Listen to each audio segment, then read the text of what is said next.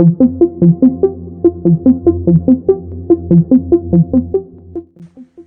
this is Alex with My Bed Construction, and today I will show you how to use a air scrubber.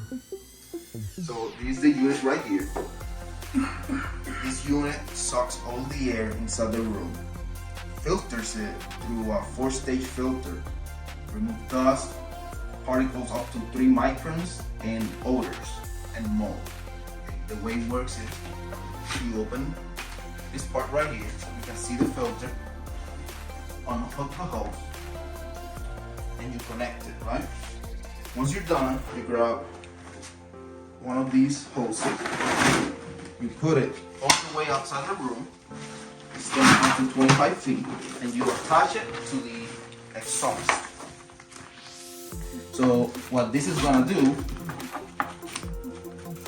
is that it will suck all the air out of the room, create a negative vacuum, and expel all the air outside of the room. That way you reduce the dust, you reduce the mold, and you reduce construction odors. Thank you for watching.